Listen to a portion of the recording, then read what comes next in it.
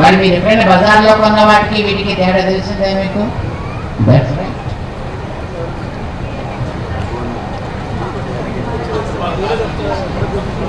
పెరుమాళ్ళకి ఆరోగ్యం చేసిన తర్వాత మళ్ళీ బహుశా ఈవేళ ఏ సాయంకాలం వేళలో ఎప్పుడో మళ్ళీ అందరికీ కూడా కొద్ది కొద్దిగా వాటిని రుచి చూపిస్తారు. And we need to see the taste of those jackfruits. అంచేత శ్రీమతి శ్రీదేవి గారు should take care how you will be able to preserve that fragrance and the taste so that people will be able to understand the greatness of Lord Venkateshwara here. Right. అంటే అది మూడిటి వల్ల వస్తుంది. ఒకటి వేసేవాడు చెయ్యిని బట్టి. కొందరు చెయ్యి వేస్తే అది భస్మాసుర, ఇంకా మళ్ళీ కనబడదు. కొందరు చెయ్యి వేస్తే అందులోంచి కొత్త రుచులు వస్తాయి.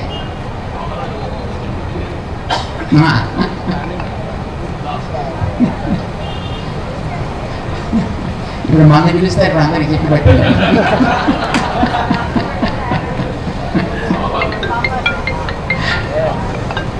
రెండవది అక్కడ ఉండేటటువంటి నేల సారాన్ని బట్టి. కాళిదాస్ అనే మహాకవి చెప్తాడు, నేల యొక్క సారాన్ని మట్టి వాసన చూసి కాదయ్యా చెప్పడం, అందులో పండిన పండు యొక్క రుచిని పట్టి గమనించు అంటాడు కాళిదాస మహాకవి. ఇహ మూడవది అతి ప్రధానమైనది, దానిని సతతము కటాక్షించే the grace of divine grace of Lord Venkateshwara here in this factory. So this is a very rare and great occasion for all of us to be a part of this divine activity here. ఇందులో మనం పాల్గొనడం ఒక అదృష్టం మనందరికీ.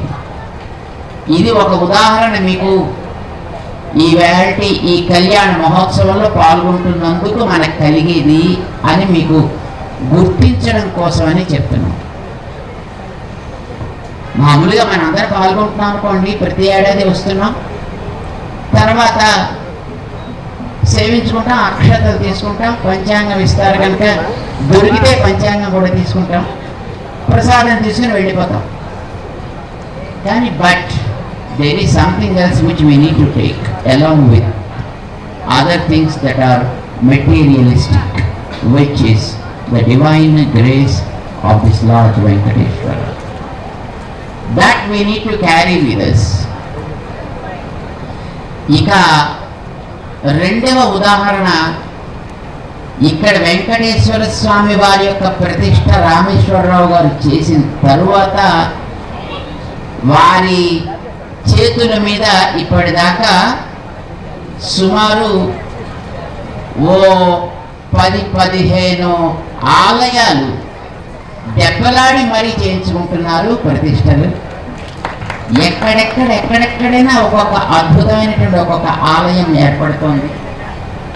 And doctor Rameshwar Rao is able to spread his wings not only just in a single state but in all around the country, all over the country also.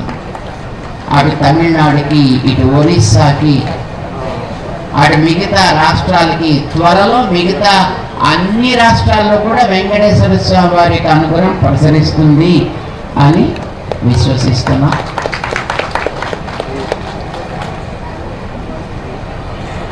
Rameshwar Rao గారు ఇక్కడ ఈ వెంకటేశ్వర స్వామి వారిని ప్రతిష్ట చేయించుకుని దాని తర్వాత మన మహా సిమెంట్స్ ఇక్కడ మేళ చెరువులో దీని కెపాసిటీని 100 రెట్లు పెంచగలిగారు. ఇది అటు కర్నూలు పెరిగింది, ఇటు విశాఖ పెరిగింది, అనేక ప్రాంతాల్లోకి ఇది క్రమంగా వ్యాపిస్తుంది.